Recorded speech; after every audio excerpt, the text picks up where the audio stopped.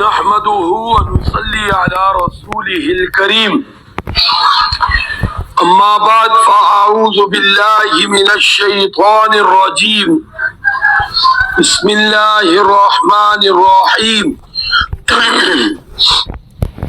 لقد صدق الله رسوله الرؤيا بالحق لتدخلن المسجد الحرام إن شاء الله آمنين محلقين رؤوسكم ومقصرين لا تخافون فعلم ما لم تعلموا فجعل من دون ذلك فتحا قريبا هو الذي أرسل رسوله بالهدى ودين الحق ليظهره على الدين كله وكفى بالله شهيدا صدق الله العظيم. درود شریف پڑھ اللهم صل على محمد وعلى آل محمد كما صليت على إبراهيم وعلى آل إبراهيم إنك حميد مجيد. اللهم بارك على محمد وعلى آل محمد كما باركت على إبراهيم وعلى آل إبراهيم إنك حميد مجيد. اللهم صل على محمد افضل الصلوات. 26واں پارہ سورۃ فتح اور سورۃ فتح کا رکوع نمبر 4 یعنی آخری رکوع آج شروع ہو رہا ہے. اس رکوع کی پہلی 2 آیات مبارکہ تلاوت کی گئی ہیں. اس سورت کے اندر کل 3 آیات مبارکہ ہیں. کل انشاءاللہ آخری آیت مبارکہ اللہ نے چاہا تو انشاءاللہ پڑھے سنیں گے. اس کے اندر پیارے آقا صلی اللہ علیہ وسلم کی پیاری جماعت صحابہ کرام کی عظمت اور شان اور ان کے اوصاف بیان کیے گئے. آج کی ان آیات مبارکہ میں جو سورت کی آیت نمبر 27 اور 28 ہے اس کے اندر پیارے آقا صلی اللہ علیہ وسلم کے اس عمرہ دیکھنے کا خواب بیان کیا گیا ہے.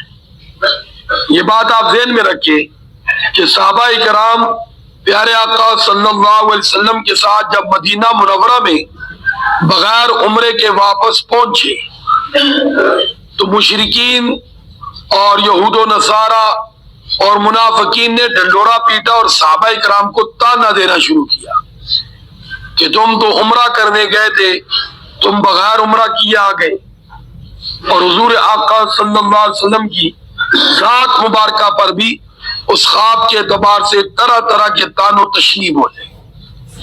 ہاں جی, جس طرح یہ مخالفین کا وتیرا ہوتا ہے کہ وہ کوئی موقع بھی جانے نہیں دیتا.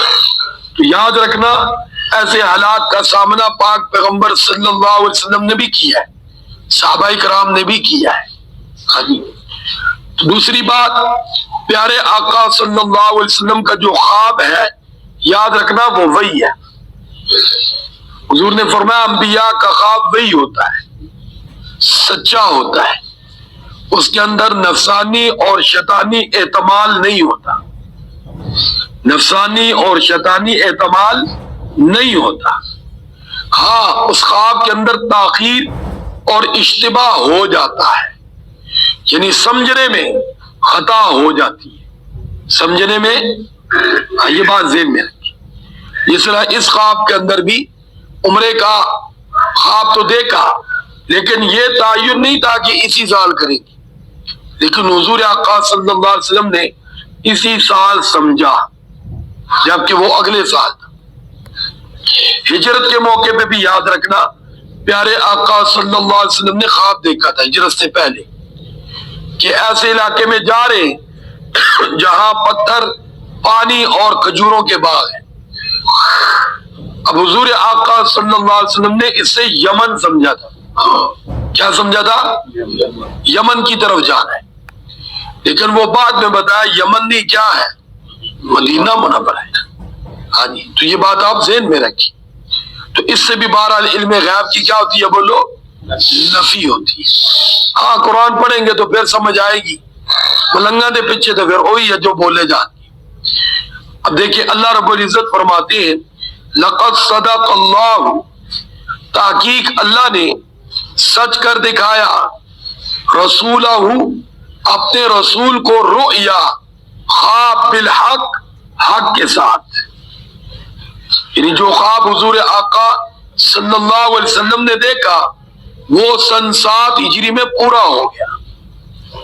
حضور آقا صلی اللہ علیہ وسلم نے صحابہ کرام کے ساتھ جا کر عمرہ کیا اور پوری تسلی کے ساتھ اور سکون کے ساتھ کیا، اور پھر فرمایا خواب میں یہ تھا لَتَدْخُلُنَّ الْمَسْجِدَ الْحَرَامَ، کہ ضرور بضرور آپ لوگ مسجد حرام میں داخل ہوں گے انشاءاللہ۔ کس کی مشیت کے ساتھ بولو؟ ہاں، اللہ کی مشیت کے ساتھ، اللہ کی مشیت کے ساتھ، اور آمینین، بغیر کسی خوف کے۔ تو سن 7 ہجری میں کوئی خوف نہیں تھا، کوئی رکاوٹ نہیں تھی، پیارے آقا صلی اللہ علیہ وسلم اپنے صحابہ کرام کے ساتھ عمرہ ادا فرمایا۔ پھر فرمایا محلقین رؤوسکم، آپ اپنے سروں کا حلق بھی کراؤ گے، یعنی حج اور عمرے کے موقع پر صحیح کرنے کے بعد، صفا مروہ کا چکر لگانے کے بعد یہ سر کا ٹینڈ کروانا، اس کو کیا کہتے ہیں؟ محلقین، حلق کروانا۔ کیا کروانا؟ ہاں، سارے بال سر کے صاف کروانا مردوں کے لیے، اس کو حلق کہتے ہیں۔ اور حلق کروانے والوں کے لیے پیارے آقا صلی اللہ علیہ وسلم نے 3 مرتبہ دعا کی ہے، 3 مرتبہ۔ اور پھر فرمایا وَمُقَصِّرِينَ، کیونکہ سارے سر کے بال صاف کروانے کے بجائے کم بال کٹوائے بھی جا سکتے، اس کو قصر کہتے ہیں۔ کیا بولتے بولو؟ ان کے لیے 1 مرتبہ دعا ہے۔ تو اس لیے یاد رکھنا، بعض حج عمرہ کر کے آنے والے ان کے بعض دفعہ سروں پہ ٹین نہیں ہوتی، اس کا یہ مطلب نہیں ہے وہ گیا نہیں ہے۔ ہمارا ایک یہ بھی سوچ ہوتی ہے نا کہ اگر کوئی ایسے ہی آ گیا ہے، اس نے وہاں قصر کروا لے، کہتے تو نہیں گیا، جھوٹ بول رہا ہے، تو کیا ہوتا؟ تیری ٹینڈ ہوتی۔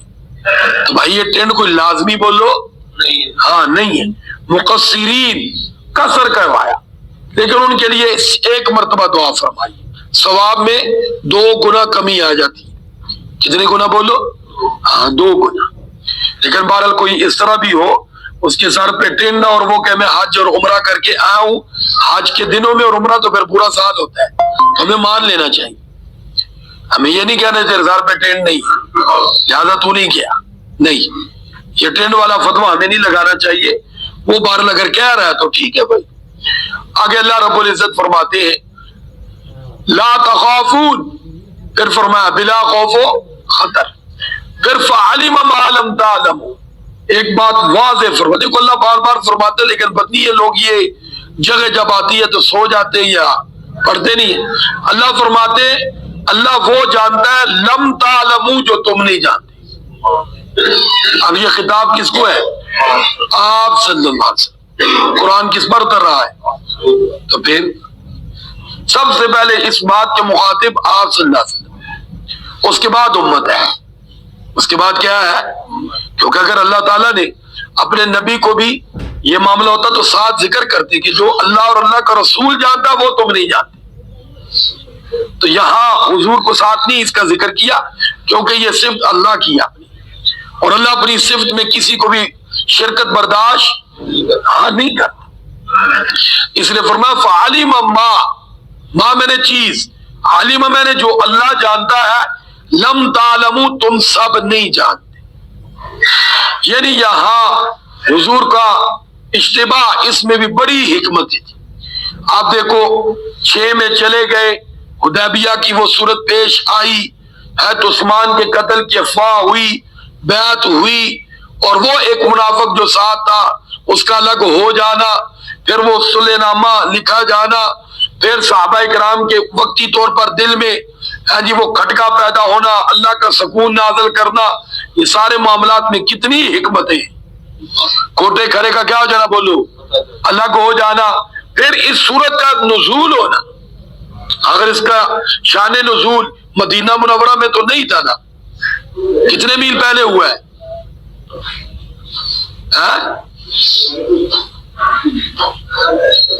بلا جاتے، چلو۔ تو بہرحال یہ راستے میں پھر صورت بھی آ گئی، اس کا بھی ہونا، یہ سارے پھر منافقین کا مدینہ میں صحابہ کے واپس آنے کے بعد چیخنا چلانا جو آج ہم پڑھ رہے ہیں، اگر مدینہ میں ہی بیٹھے رہتے تو یہ سارے معاملے سامنے آتے. بولو بھائی, منافقوں کا چہرہ سامنے آنا, پھر ہمارے لیے بھی پہچاننا منافقوں کو اپنے دور کے لوگوں کو کیا ہو جانا, آسان ہونا. صحابہ کرام کی عظمت اور شان جو اس موقع پہ اللہ نے بیان کی, اس کا واضح ہونا کہ رضی اللہ عنہ, کہ اللہ ان سے کیا ہو گیا, بولو, جنہوں نے حضور کے ہاتھ پر کیا کی ہے. آخر یہ معاملات تو اس لیے اللہ کے ہر کام میں کیا ہوتی ہے, بولو, حکمت. ہاں جی, حضرت علی رضی اللہ تعالیٰ کا فرمان بھی ہے کہ جب کسی انسان پر کوئی مصیبت, بیماری, تنگی آتی ہے, فرمایا ایک اعتبار سے یہ بھی اللہ کی نعمت اور انعام ہوتا ہے کہ کئی ہاں جی بہروپیے اپنوں کی صورت میں چھپے ہوئے ظاہر ہو جاتے, اور کئی جن کو ہم اپنا نہیں سمجھتے وہ اپنے ہوتے, وہ مشکل میں ساتھ مل کر ہاں جی ان کا کردار واضح ہو جاتا ہے. یہ مشکلات بھی بعض دفعہ انسان کو جناب بہت کچھ دے جاتی ہے.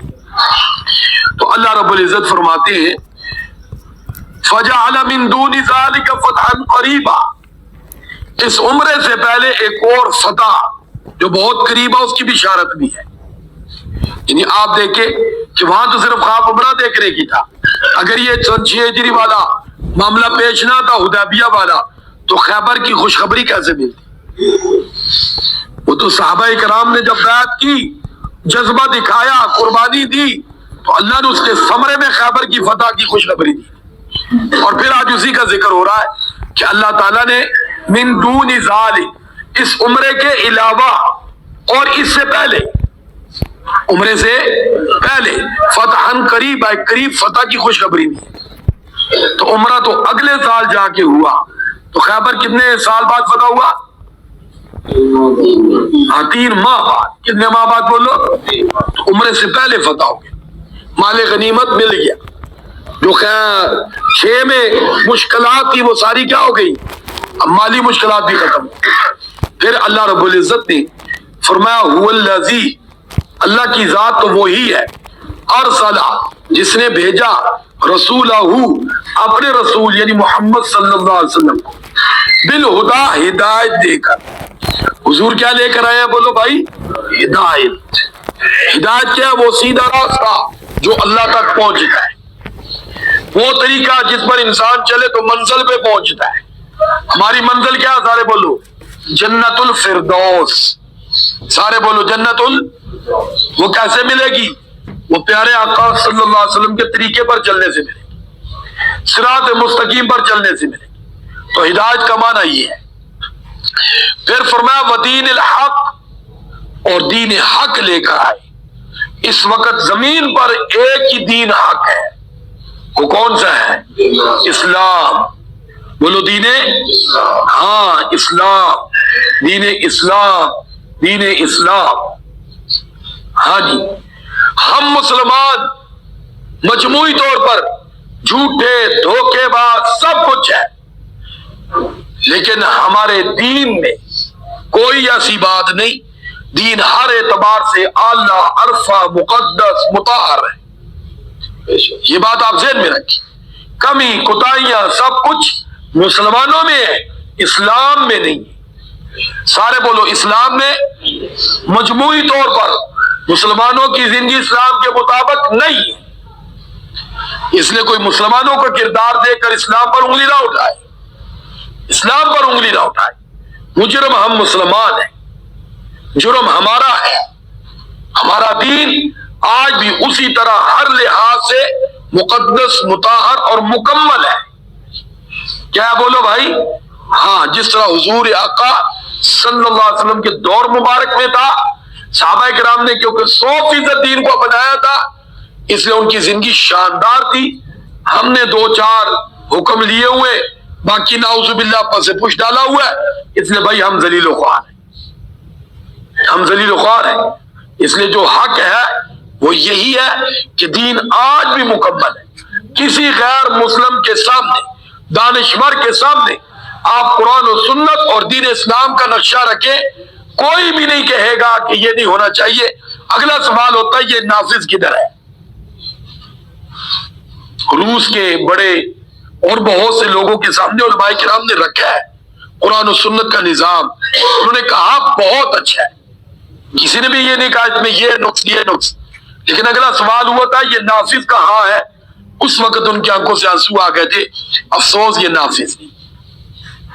یاد رکھنا اللہ رب العزت نے فرمایا لِيُظْهِرَهُ عَلَى الدِّينِ كُلِّهِ، حضور آقا صلی اللہ علیہ وسلم کے دین دے کے بھیجا تاکہ وہ اس کو غالب کر دے سارے ادیان پر۔ 50 سالہ دور جنگ صفین تک، جنگ صفین جب تک مسلمان متحد تھے وہ 50 سال بنتے، پوری آب و تاب کے ساتھ دین اسلام کا سورج چمک رہا تھا۔ لیکن جب جنگ صفین میں مسلمان 2 جماعتوں میں بٹ گئے، تقسیم ہو گئے، اس وقت سے پھر مسلمانوں پر زوال شروع ہوئے۔ یاد رکھنا اس سے پہلے کہ یہ 50 سالہ دور شاندار دور، بہترین دور، اور آج بھی اگر مسلمان ایک ہو جائیں، سب نیک ہو جائیں، یہ بھی ساتھ شرط ہے، سارے بولو ایک ہو جائیں، اور ساتھ کیا ہو جائیں؟ نیک کا مطلب کیا ہے؟ پورے دین پر آ جائے تو دنیا کی کوئی طاقت ان کے سامنے کھڑی نہیں ہو سکتی، کوئی طاقت۔ اس کی عملی مثال تو ہم نے اپنے قریب دیکھ ہی لی ہے کہ مسلمان وہاں میدان میں اترنے والے ایک تھے، کہاں پہ؟ سارے بولو، اور کیا تھے؟ سارے بولو نیک تھے، سارے بولو چہرے پہ داڑھی، سر پہ پگڑی، شلوار قمیض، اور 5 وقت کی نماز۔ تو آپ دیکھ لو کتنے ممالک مقابلے میں تھے؟ 52۔ کتنے مقابلے؟ سارے بولو کتنے تھے؟ اور دنیا کی ساری سپر پاور مقابلے تھے، سپر پاور کوئی بھی پیچھے نہیں تھی، بلکہ بہت سے تو چھپے ہوئے پیچھے بھی ان کے تھے، 52 کے پیچھے بھی چھپے ہوئے بہت تھے۔ ان کو کیا کرنے کے لیے؟ ختم۔ تو ختم ہو گئے ہیں؟ یہ تو ایک ملک کی بات ہو رہی ہے۔ تو جب 52 مسلمان ملک ہیں تو جب 52 ایک ہو جائیں تو نہیں مسلمان کتنے ہیں؟ 57۔ تو 57 جب ایک ہو جائیں تو ایک کی مثال ہمارے سامنے، تو 57 ایک ہو جائیں تو بتاؤ کوئی سامنے کھڑا ہو سکتا ہے؟ ان سے زیادہ کوئی سپر پاور ہوگا؟ تو اگر یوں ہی دستوں گربان رہیں گے تو بس پھر کسی کو مارنے کی ضرورت ہی نہیں۔ اللہ ہمیں سمجھ نصیب فرمائے۔ تو اللہ رب العزت فرماتے ہیں وَكَفَى بِاللَّهِ شَهِيدًا، اے محمد صلی اللہ علیہ وسلم آپ کی نبوت و رسالت کے لیے کوئی گواہی دے یا نہ دے، آپ کی گواہی کے لیے اللہ کافی ہے۔ وَكَفَى بِاللَّهِ شَهِيدًا، گواہی دینے کے لیے اللہ کافی ہے۔ آپ کو کوئی نبی رسول مانے یا نہ مانے، جس نے بنایا وہ اعلان کر رہا محمد الرسول اللہ، محمد صلی اللہ علیہ وسلم اللہ کے کیا بولو بھائی، الحمدللہ ہم بھی گواہی دیتے ہیں محمد الرسول اللہ، اور جو گواہی دے گا اس کا بیڑا پار ہو جائے گا، جو انکار کرے گا محمد الرسول اللہ صلی اللہ علیہ وسلم کی عظمت و شان میں کوئی فرق نہیں آئے گا، انکار کرنے والے کا بیڑا غرق ہو جائے گا۔ تو اللہ رب العزت کی بارگاہ میں دعا ہے اللہ ان پیاری باتوں کو ہمیں سمجھ کر اس کے مطابق زندگی گزارنے کی توفیق عطا فرمائے۔ تو آج کے سبق کا خلاصہ کیا ہوا کہ نبی کا خواب کیا ہوتا ہے؟ بولو وہی ہوتا ہے، اس میں تاخیر ہو سکتی ہے، اس میں سمجھنے میں اشتباہ ہو سکتا ہے، باقی اس کی حقیقت اور اس کے عملی طور پہ ظاہر ہونا اس میں کوئی دوسری رائے نہیں، وہ سچا ہوتا ہے، جس طرح یہ خواب سن 7 میں بالکل سامنے آ گیا۔ تو اللہ ہمیں پیارے آقا صلی اللہ علیہ وسلم کے ساتھ صحابہ کرام کی طرح محبت کر تو نہیں سکتے، کوشش کرنے کی توفیق عطا فرمائے۔ وآخر دعوانا ان الحمدللہ رب العالمین۔ درود شریف پڑھ اللہم صلی علی محمد وعلی آل محمد کما صلیت علی ابراہیم وعلى آل إبراهيم إنك حميد مجيد اللهم بارك على محمد وعلى آل محمد كما باركت على إبراهيم وعلى آل إبراهيم إنك حميد مجيد۔ کل یہاں سے کوئی ٹرالی والا گزرا ہے نا جی،